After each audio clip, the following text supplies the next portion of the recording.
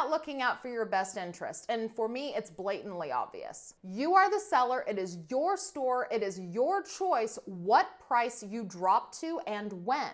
Hey everyone, it's Lindey. Welcome back to my channel and welcome back to another episode of Frequently Asked Fridays. If you are brand new to my YouTube channel, this video series is all about answering all of your questions and filling these videos with as much information as possible. I will definitely make sure to link the entire Frequently Asked Friday playlist down in the video description. I'll also pin it to the top pinned comment in the comment section. But by far, the best thing about this video series is my partnership with Wholesale Ninjas, because every single episode, Wholesale Ninjas gives away a 100 count liquidation lot to one of my viewers who asks a question to be featured in every episode. This is episode number 16. That means we've already had 15 winners of free inventory courtesy of Wholesale Ninjas. Wholesale Ninjas is my favorite place of sourcing inventory for my eBay store because they are dedicated to helping online sellers better their businesses by allowing them to buy wholesale quality merchandise at a liquidation price. Every time I receive an order from Wholesale Ninjas, everything always arrives impeccably packaged with very little breakage,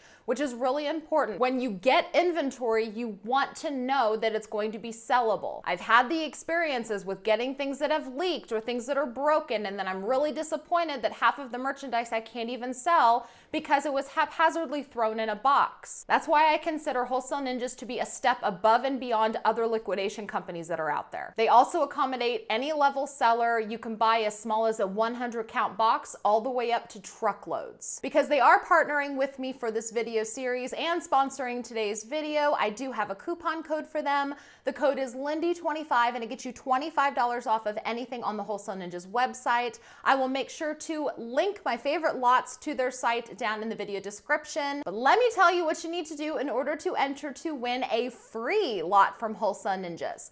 All you have to do is ask me a question. Just go down into the comment section. Just start your question with 5 question marks because that's going to indicate entry into the giveaway. If you asked a question on the last episode, make sure to hang out until the end of the video to find out if you are our 16th winner. But for now, let's get started with the selected questions that came in from the last episode. Carol Martinez asks, when you are trying to research wholesaler liquidation companies and can't find any history, what is your next step to make sure that they are a reputable company? Pick up the phone and call them. And I have learned this from experience. A couple of years ago, I actually did a live stream because I was so upset that I had gotten scammed from a liquidation company because it wasn't even really a liquidation company. Their website was just really well built. The inventory that they had appeared to be fully in stock. You could check out.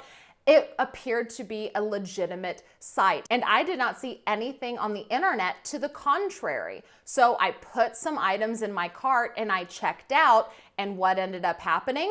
My credit card number got stolen. And I'm pretty sure that that website is still up. I did the live stream because I wanted to let all of my viewers know never to ever buy from this site. And in hindsight, the thing that I could have done to prevent this from happening was just pick up the phone and call them. And I don't mean pick up the phone and call and listen to a voicemail message. I mean pick up the phone and speak to someone. Ask questions, inquire about inventory, ask them what their policies are, how they handle their product conditions, how shipping works. Ask a whole bunch of questions and see what kind of answers you get. One of the deciding factors when I first started shopping with, for instance, Wholesale Ninjas, I actually picked up the phone and I called and I spoke with them. I asked them a whole bunch of questions. They were more than happy to give me all of the answers that I looked for, not having any idea who I was. I was just a curious customer looking to place my first orders. They were very accommodating. They listened to what I had to say. They answered all of my questions. If I would have contacted a liquidation company and they would have acted like I was bothering them, or they weren't willing to answer every single question I had, that would have been a red flag to me and I probably would not have bought from them. So if you can't find a lot of information about them, I would simply pick up the phone, call and talk to them and ask any questions that you might have. Diablo Blanco asks, love your videos. Thank you so much. I've learned so much and had fun doing so. Thank you. With all of the options out there for shipping, who do I go with? Or should I just stick to eBay shipping, or are there better discounts out there? I mostly ship first class and everything is under £1. Help! Shipping can be overwhelming. Yes, shipping can absolutely be overwhelming, but just know this. With first class shipping primarily, commercial rates are the same practically across the board. Whether you ship with a free service like pirateship.com, I did just recently do a video about pirateship.com. I will make sure to link it. But whether you use pirateship.com, paypal.com, I think it's ShipStation, although I've never used ShipStation personally, or eBay, all of the rates for first class specifically are virtually the same. So if you're shipping first class, I say just stick with eBay because it's the most seamless process for printing shipping labels for items that you've sold on eBay. Fluffy Bunny Mel asks, do you require immediate payment with Buy It Now? I've been doing it for a while now and I don't see a downside. Is there one? Am I losing sales? Absolutely require immediate payment. There is no downside. So I think it was the last episode of Frequently Asked Fridays, we kind of talked and I answered a question having to do with buyers not paying. So I always recommend that you always have require immediate payment in the payment section when you're creating your listings. Just make sure that that little box is checked, require immediate payment. But the buyer can wait to pay if there's an offer accepted or if it's an auction. Require immediate payment only matters when someone is just making an outright purchase. If they send you an offer, you send them an offer, or if it's an auction, then that means that the buyer can take their sweet time paying. There is absolutely no downside. You are not losing sales for requiring immediate payment. As a matter of fact, I highly recommend everybody requires immediate payment. Cheesehead Flipper asks, what was the worst item you received in a liquidation lot? For me, it was obviously a used adult item. Ew. Actually, same. I received an open used vibrator in a liquidation. That's probably the worst. Other than that, I really haven't received anything really bad in liquidation. A close second to that would not necessarily be something gross, but something just really annoying, just I had a pallet with beauty merchandise in it. Did not come from Wholesale Ninjas. Pallet, and everything was just kind of thrown in the pallet, and a tub of leg wax leaked all over half the pallet. So half of the pallet was covered in sticky leg wax. It was unbelievable. It was one tub of leg wax and it managed to cover like 400 items in this pallet. I was so pissed about it. But that's probably like the worst thing I've received. You know, there's like the gross factor, the inconvenient factor, the infuriating factor. And that's kind of where those, I've received a used adult toy before. It's happened. And then probably the leg wax. Those were the worst. One of the funniest things that I received when I was shopping thrift store clothing back in the day when I was selling jeans, I thrifted a pair of men's Lucky brand jeans that had a hot pink thong in the pocket. And it was worn. Lucky brand jeans. There was a hot pink thong in the pocket. Definitely made for a memorable moment. Sherry Rigdon asks, how long have you done YouTube videos? So I have produced regular content on my YouTube channel since about the end of 2016. I think the first couple of videos I put up on my YouTube channel were in the fall of 2016 and they were horrible, so please don't go look. I'm fighting the urge to just delete them, but everyone that creates content on YouTube always says, don't delete your old videos, it shows growth or whatever, but they're cringeworthy. They're so cringy. But no, so, and then I started doing regular videos in like October 2016. So it's been a bit. I've got a lot of videos on my YouTube channel. Let's just say that. Barbie T asks, hi Lindey. Hi Barbie. Love your videos and it was fun seeing you and your hubby together in your last video. Teamwork makes the dream work. Ain't that the truth? My question is a quick one. What do you do with all of the cardboard boxes, air pillows, etc. that you get with all of your shipments? That stuff multiplies like rabbits. Hope you have a great Easter. Oh, hope you had a great Easter. I did. Thank you very much, Barbie. A lot of those shipping supplies I will reuse. I've kind of reached the point where I can tell if a box is going to be easily reused or if it's just gonna sit around forever. The boxes that I know I will probably never ship in because you know, I don't really ship large things. I only ship small things. So if I have a larger box, there's not really a high likelihood I'm going to use it. So those I end up recycling. We have recycling free of charge with our trash. So we just put it out in recycling every other week. But things like air pillows, packing paper, I reuse that stuff. I just have boxes downstairs and I just throw air pillows or packing paper, peanuts, all of those shipping supplies that I receive items in, I reuse all of that for sure. I don't really buy air pillows. I don't like to buy bubble wrap very often. And really the only packing material I ever buy regularly is packaging paper. But if I have packaging paper that I can reuse from a shipment that I got, I always use that first, and then I move on to the packaging paper that I buy myself. Little boxes, I might save. Bigger boxes, I just recycle right away. Amanda Laporta asks, hi Lindey, love your channel. Thank you so much, Amanda. You have helped me grow my business so much and I can't thank you enough. I am so happy to help. I have noticed since I began offering international shipping through the global shipping program, a lot of the items that have sold have been stopped at the distribution center and never made it to the customer.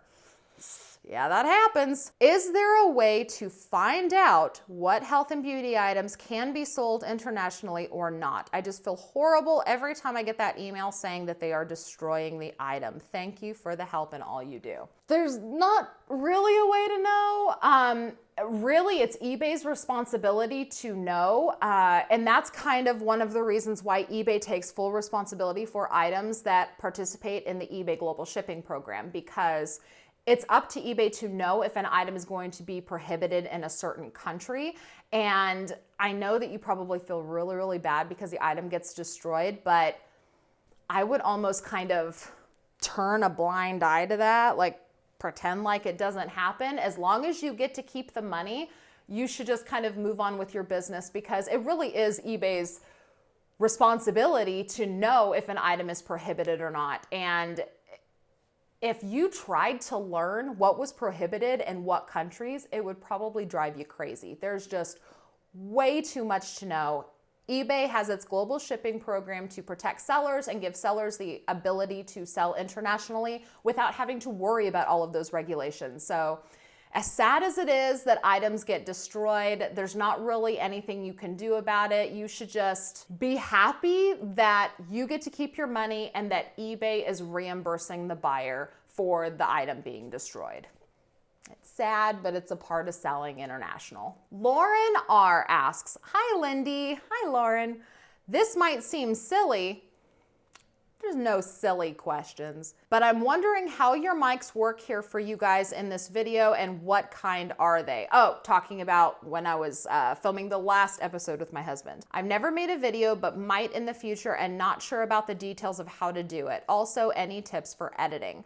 Another thing where I don't even know where to begin. Love your French toast video with your hubby. That was fun and informative. Best wishes. My first bit of advice is I just kicked the camera. The first bit of advice is to keep the editing simple. When I first got started editing videos, which again, I say my old videos are awful. So the first few videos that I filmed and then edited were edited using Windows Movie Maker, which is a free video editing software that you can use on the PC. But then I learned that I could film videos, edit videos, and upload videos all from my cell phone, and I did that for almost 2 years. I would literally just have my phone and I would set it up on a tripod, or I would hold it, you know, the arm is a good tripod. I would film the video on my phone and I would edit it using the Viva video editing app. It was an Android app, and I'm pretty sure I still have it on my Apple iPhone too. So Viva Video is available for Apple and Android both. It is not a free app, but it is, I think, maybe $12 and well worth it to get rid of the watermark and have all the features. So Viva Video is very, very simple editing. It just keeps it really simple. You just cut it, remove the stuff you don't want, move the clips around. It's really super user-friendly. Same thing with Windows Movie Maker. It's really user-friendly. And then while I was in the process of getting comfortable with editing videos just very, very simply through those two methods, I slowly started learning Final Cut Pro, which is what I use now for Mac. So I bought a Mac just to use Final Cut Pro. I had Windows and I tried to use the Adobe Movie Maker, and it was really super complicated. Final Cut Pro is really complicated, but not as complicated as Adobe in my opinion. So I bought a Mac just to be able to use Final Cut Pro, and I just slowly started teaching myself that. To answer your initial question about the mic, so you can see I have a mic pinned to me. It's just wired. It is a Tascam, if I can get it to do like all the beauty gurus do. It's just a Tascam, it's just a little pack, and it has just a little place for a little tiny SD card. And then I just take that little SD card and I stick it in one of these, and then I just transfer the file onto my computer, and I just make the audio match up with the video. But that is a lot more advanced. Do not think that you need to start there, because I sure didn't. Like I said, I started with just filming and editing on my phone, and I would even upload from my phone. I did like the first 2 years worth of videos 100% using my phone. It really isn't that complicated. So when you're first getting started, don't make it more complicated than it needs to be, because you'll end up stressing yourself out. You'll get overwhelmed because there really is a lot to learn, and it takes a lot of time. And I notice I keep playing with my hair. It's really humid outside today, and I feel like I'm having a funky, frizzy hair day, so I feel the need to keep messing with it. I'm sorry, I'll stop touching it. Dad, that's for dang sure asks, love your channel. I've learned many practical things from you to improve my sales. Thank you so much. Do you ever turn on easy pricing?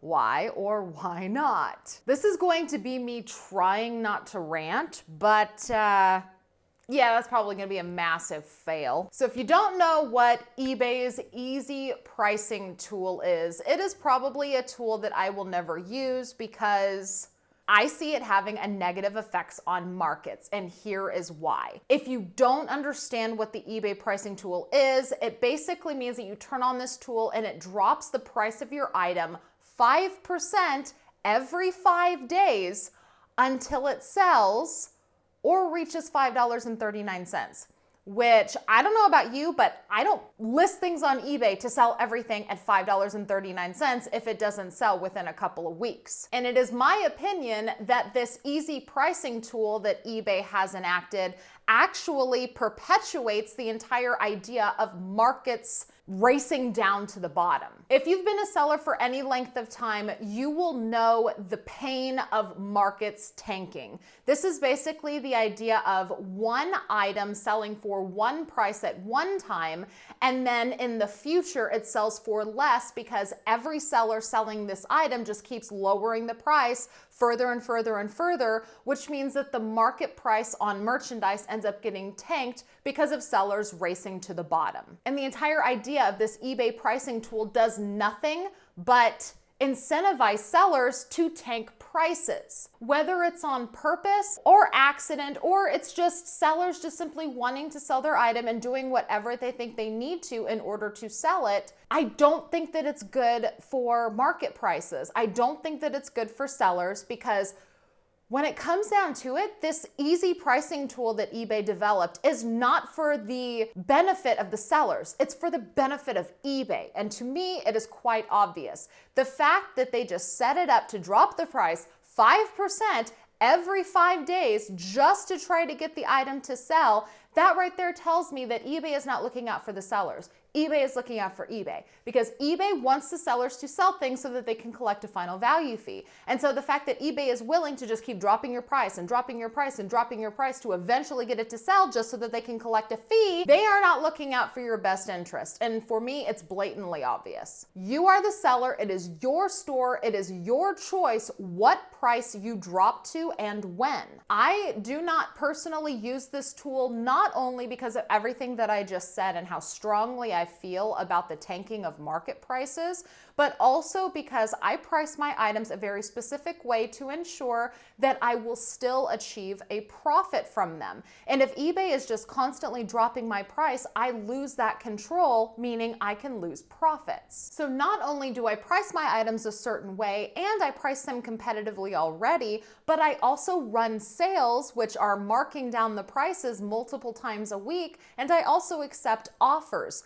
The last thing I need to do is give eBay carte blanche to just drop my price until it's so low I'm in the red.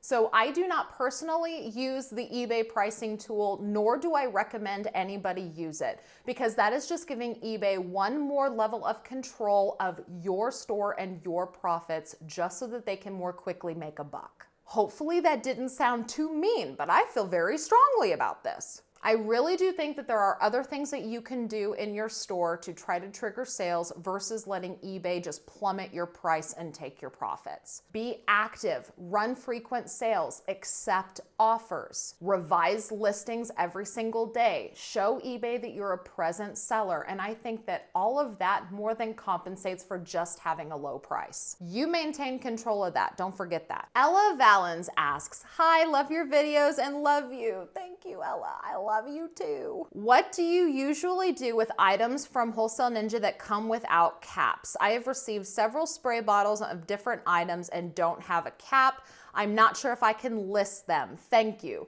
Yes, I still list them. I just make sure to notate in the listing, in the condition, that there is a missing cap. And then whenever I package them, I always make sure to wrap anything that can leak in a clear baggie. If you guys have seen my other shipping videos, you know that I really like to use those twist tie bags that you could just get from Walmart. They're just a couple of cents a piece. I just take anything that can leak and I put them in one of those bags, tie it shut, and then whenever I ship them, I do like to ship them in small boxes with packaging paper to keep the item from moving too much.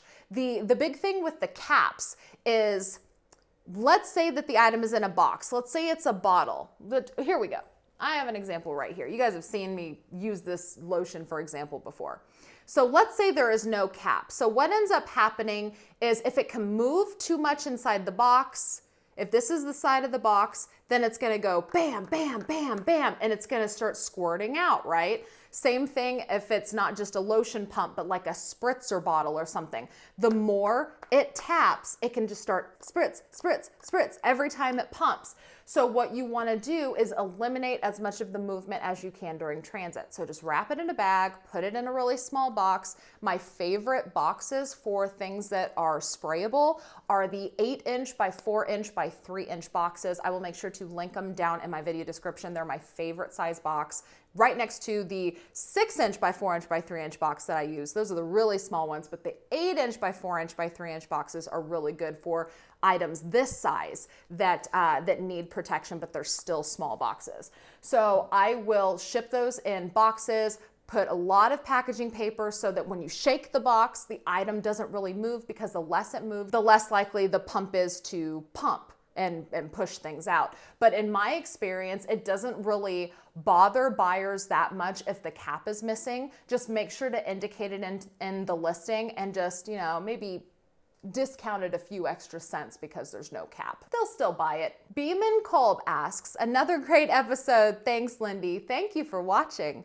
My question is, I have an estate find that through WorthPoint was last sold in 2014 for $750. It is a very rare item and has no comps nor any for sale outside of eBay. How would you go about pricing for maximum profit?" Here's the thing with that kind of stuff. If yours is the only one, price it however you want to. If there's a certain level of profit you're going for, start there. I would start it high and accept offers, because here's the thing. If you price it low and someone buys it, you might always wonder, could I have gotten a little bit more? If you price it at $500 and someone buys it in a week, you might be like, ooh, it's very unlikely I'll ever get that again. Maybe I should have priced it at $600. Maybe I should have priced it at $700. Maybe I should have priced it at $1,000. Could I have gotten $1,000 for it? Oh my gosh, what did I do? If you're anything like me, you'll start spiraling out of control with all of the what ifs. And so I say it's best to start high and accept offers.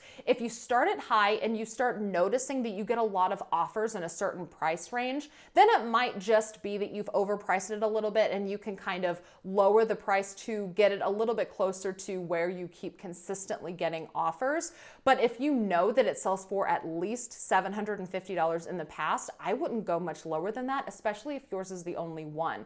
Because you have to remember, if you have something that you might not ever get again, nor does anybody else have it, there's value in that. So don't price it too low just trying to sell it really fast, because if someone is out there looking for it, they will pay whatever price you set it at. So you are the one in control of that. Price it at whatever you're comfortable with. It's always better to start high and go down versus starting it low and then wondering if you could have got more. June Hodge asks, hey Lindey, hey June, do your photos ever skew the color of the product? This happens fairly often to me, and I've tried everything to fix it, but just end up spending hours on one product and never get the true color.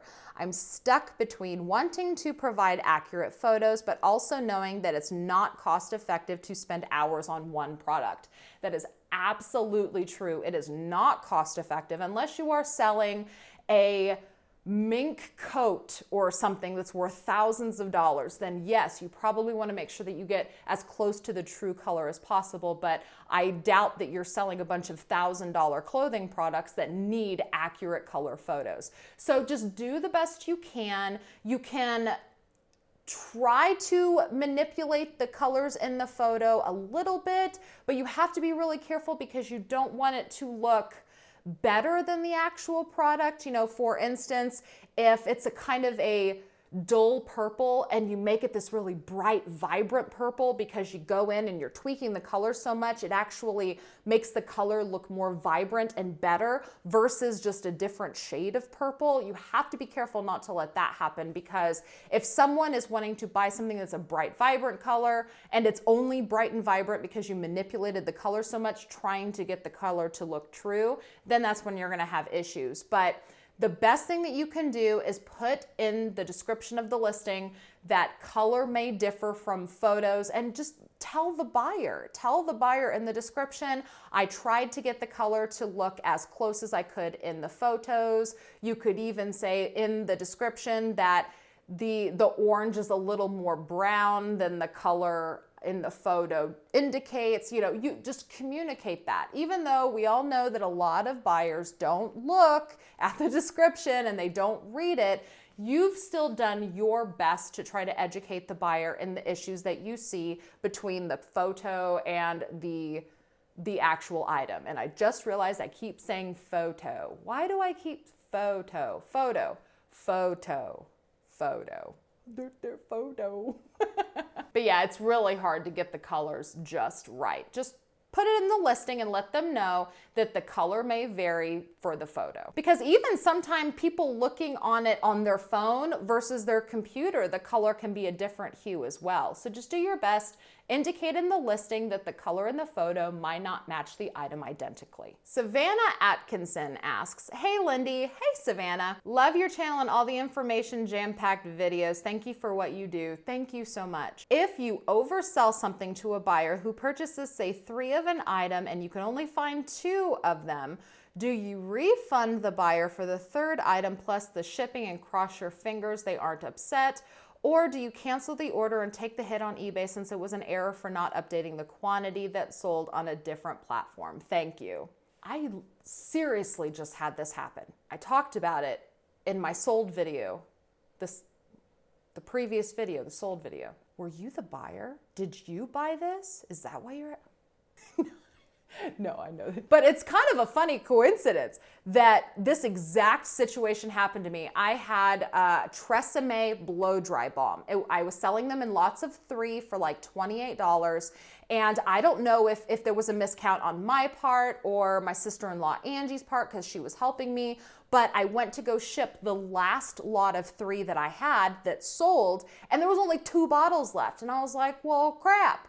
We must have miscounted. So what I chose to do was I shipped her the 2 items and I just refunded her for the 3rd bottle that she wasn't getting. Now, I did not refund any part of the shipping because I do free shipping, but if I did charge shipping, I might refund a 1/3 of the shipping cost as well because the package would weigh less and I wouldn't have to pay as much for the shipping label. But that's how I would handle it. I would not cancel it. I would not just up and cancel it because there's nothing that says that the buyer would want that. I'm sure that getting the compensation for the 3rd item and only receiving 2 is more than satisfactory. If you're worried that you are just assuming a little too much, you can reach out to the buyer and say, I'm so sorry, I only had 2 of these left in stock. Is it okay if I go ahead and ship the 2 to you? And then I can refund you for the 3rd. I'm sorry for the inconvenience, and just wait to see what they have to say. I'm sure that, that's not going to hurt anything if you want to take that extra step. But I did just assume, and lo and behold, the buyer was fine with it. Bible Wise Money asks, what is the most you've spent on liquidation at one time? Probably the most I've spent on liquidation, I bought 6 pallets all at once, and they were a total of about $5,600 with the shipping. So somewhere between $5,000 and $6,000. I think that's the most I've spent on liquidation at once. And the reason why I did that, you might be kind of looking at me like I'm crazy, like, holy cow, girl. But it's because a lot of the times with liquidation, the more you buy, the better unit price you can get. And I at one time had the opportunity to buy a lot of pallets at a really low price per unit. And so that's why I did that, which is another reason why I always make sure to have a good amount of capital ready to be spent in the event that I come across an opportunity like that. Janine Peterson asked, how do you manage multiple eBay stores? Are they a different category? Do you use different personal account info, separate browsers, or just log in and out of the same browser? How do you stay on top of offers, shipping, etc. with multiple stores? Thank you so much for the great content. Thank you. The difference between my stores would probably be different than the reason why you would have 2 stores. I have 2 stores because I have a public store and a private store, just because there are some items that I source that might be retail arbitrage or wholesale items that I would prefer to keep private and I don't want to put out there. I've talked about before how putting too much out for thousands of viewers on social media tanks markets and makes items unsellable, and I learned my lesson. So anything that I suspect could harm my own personal business or other people's businesses, I choose to keep in a private store. So that is why I have 2 separate stores, but you might have 2 separate stores because maybe you're selling wildly different items. Maybe you have an eBay store where you're selling all car parts and then all lipstick.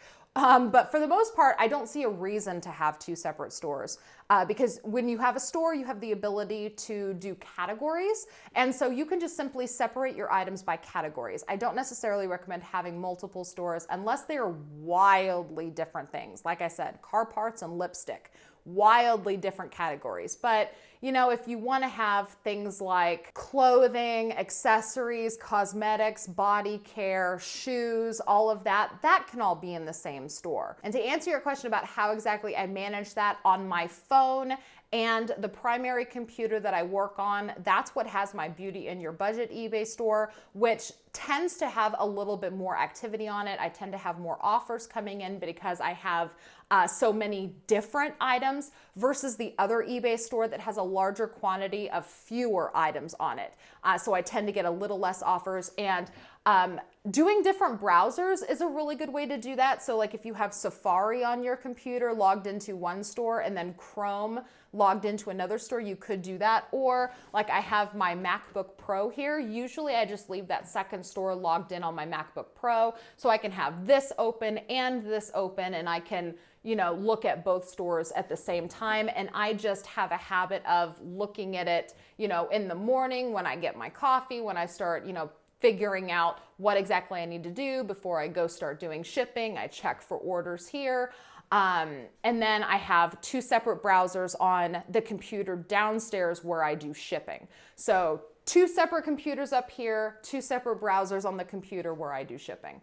It probably sounds a lot more complicated than it is, but it works for me. I have my own little system, organized chaos and all of that. But if you're considering having 2 separate eBay stores, I wouldn't tell you that you should do that unless you are going to be listing a big number of items in each store every week. If not, just put it all in one store, share the feedback. There's really no reason to have 2 stores unless you're listing a whole bunch of stuff every single week in both stores. Bruce Rule asks, do you list it and forget it, or do you recommend ending a listing if the item doesn't sell after a certain amount of time? If so, how long do you leave up an item before you give up on the item? So I absolutely do not list it and forget it. Well, I kind of do. So I have a video planned. Hopefully I have it up by the end of the month. I'm still working on notes for it, but I get this kind of question a lot. How long do you wait before you end a listing and decide that it's not going to sell? When is it a good time to end a listing and relist it to try to get it, fresh in the eyes of eBay? I have an entire video I'm planning to do. I'm just still working on the notes. Hopefully that's up in the next couple of weeks. But for the most part, I always try to discourage anyone from just simply listing it and forgetting it, because over my years of selling on eBay, the one thing that I have learned, the biggest thing that I have learned is that eBay thrives off of active sellers. If you just simply list it and then never look at it again, it's gonna get stale. It's not gonna get much traffic. So I always like to talk about being active in your eBay store. Refresh your listings, go in and change the price, tweak your title, change the photos if the photos are getting old. But overall, I am willing to list an item and wait for it to sell, because in my experience, everything sells eventually. It might take 5 years, it might take 5 months, it might take 5 weeks, 5 days. We don't know. I like to sell consumable products that I know people are going to use and then need to buy again. And so in doing that, most of the items that I list, I know someone is going to buy eventually. It's just a matter of time. But just simply listing an item and forgetting about it, I think does you a disservice, because eBay likes active sellers. So I always go in, I like to revise my items, I'll tweak the price, I'll run sales, I'll accept offers, I'll send big offers if I notice an item has been sitting around for a while. I just recently posted a video talking about my eBay routine where I go over what exactly I do in my Beauty in Your Budget eBay store every single day to keep sales as consistent as possible. I'll make sure to link that video in case you missed it. But I definitely do not just list it and forget it. And I do plan to do a video talking more about like how long to wait before relisting or ending, all of that kind of stuff. I'm still working on the notes for that, but that should be out soon, hopefully. All right, it's that time. It's time to find out who our 16th winner is. Drum roll, please. The winner, chosen by random comment selection, is Shannon Williams. Congratulations, Shannon. I have already replied to your comment. Just get with me and I will make sure that you get your free lot from Wholesale Ninjas. Shannon asks, hi, Lindey. Hi, Shannon. Congratulations. I'm so thankful I found you on YouTube. I've sold on eBay for a while now and I've learned so many things I didn't know while binge watching your videos. When is the best time to enter your package dimensions? After listing or after it sells? So this part is up to you. It's probably best to go ahead and put the dimensions of the package while you're creating the listing. However, it's not necessary if you are doing free shipping. If you are choosing to do free shipping, you don't need to worry about doing the dimensions until you actually go to ship the item. But if the buyer is paying for shipping, or if you are using FedEx or I believe UPS, you do have to have the package dimensions in the listing before you send it live on eBay. The reason for this is because any measurements over a certain size, as indicated in the shipping services, any packages over a certain size might cost more money. For instance, if you are shipping an item that weighs 5 pounds via FedEx, if the 5 pounds is in a box this big, it's going to be cheaper than the 5 pounds in a box that's this big. And so eBay wants to know how big the package is because the price of the shipping label is going to depend on that size of the package for certain shipping services. And so eBay needs to know how big that package is to determine the shipping label depending on what shipping service you use. So if you are charging shipping to your buyers, I would highly recommend that you put in the package dimensions before you send the listing live. But if you offer free shipping, just make sure that you have a good idea how much that shipping label is going to be so that you're not super surprised if it gets expensive. And you can just really worry about doing the dimensions later when you print your shipping label. But also don't worry, if eBay wants you to put the dimensions in the listing before it sends the listing live, it will tell you. I've done a few listings myself where I wanted to send the listing live without putting package dimensions, and I gave a FedEx shipping option, and eBay said, no, we need the dimensions before your listing can be live. Anything that eBay requires, it will tell you before you try to hit submit. All right, you guys, thank you so much for watching. The next episode of Frequently Asked Fridays will be posted on Friday, April the 23rd. So don't forget to go down into the comment section and ask a question to be featured on the next episode so that you have a chance to win a free 100 count lot from Wholesale Ninjas. Don't forget to check the video description. I will put a lot of useful information in there. Don't forget to give the video a like if you liked it, and subscribe and ring the notification bell. That way you're notified whenever I post a new video. Thank you guys again so much for watching. I will see you with my next video. Bye-bye.